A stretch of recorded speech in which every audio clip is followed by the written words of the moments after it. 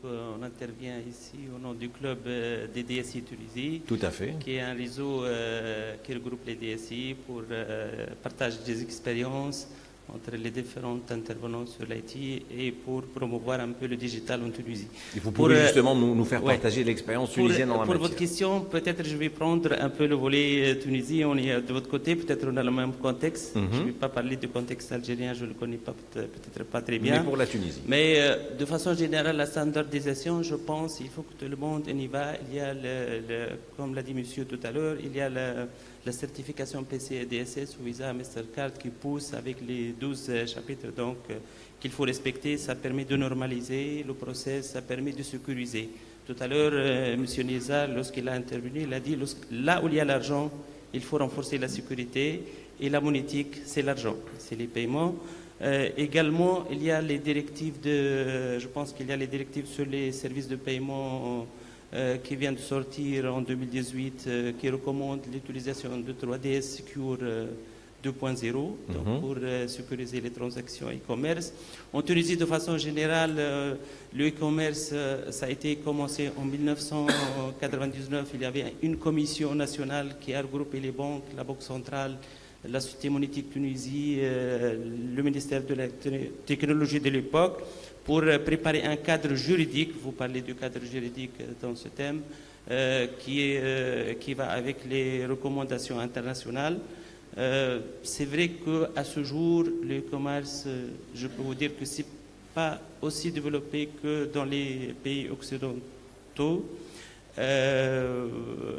Ça a été boosté en 2012 avec des task force pour encourager l'utilisation de l'e-commerce.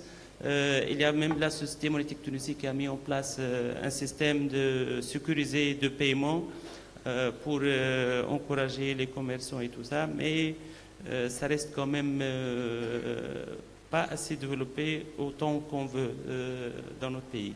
D'accord. Voilà, merci. La question est pour les Tunisiens sur le commerce électronique. Est-ce que les Tunisiens ont le droit, à partir de leur compte en Tunisie, de faire des transactions électroniques à l'international?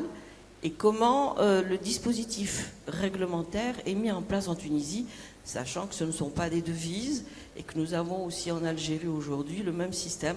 Comment est-ce que vous avez pu régler ce problème? Merci. Oui, allez-y.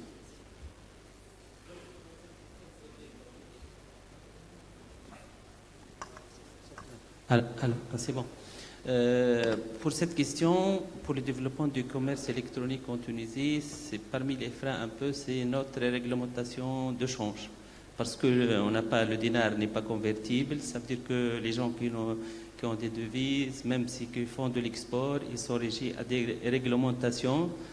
Si des sites marchands tunisiens ils offrent un service pour les étrangers, les touristes qui vont payer avec les cartes, demain ils ont du mal à utiliser toutes ces devises pour la transférer à l'étranger. Donc ça c'est toujours un frein pour le développement de l'e-commerce dans ce sens. Mais quand même on enregistre à ce jour, on a presque 1400, les statistiques fin 2017, on a 1400 sites marchands. À peu près les transactions, on est à 180 millions de dinars tunisiens, l'équivalent de 60 millions d'euros en montant. Mais le problème toujours, c'est à l'usage aussi. On a des cartes nationales qui sont destinées pour tout ce qui est paiement en local et les cartes internationales pour les gens qui détiennent des comptes en devises. C'est généralement des entreprises. Ça, ils peuvent faire, mais les transactions à l'étranger, ça reste faible, ça représente à peu près 1%. 1% de l'ensemble des transactions. Le problème qui reste toujours, c'est avec les commerçants qui sont installés en Tunisie et qui reçoivent des paiements en devises. Ça, c'est encore un débat, c'est pas totalement réglé. Ok, merci. J'ai bien répondu à votre question? Merci. Autre question, alors monsieur, puis le monsieur au fond. Allez-y. Allez-y, il est allumé en principe. Oui, bonjour. Haïfem Abdikafi, Club DSI Tunisie. Vous êtes en force les Tunisiens aujourd'hui. Donc je renchéris sur la réponse de M. Amar. En fait, effectivement, comme il avait dit, toutes les dépenses, c'est généralement avec les cartes de débit national. Ceci dit, juste pour indiquer, il y avait une initiative pour les startups pour les aider à faire des transactions à l'étranger.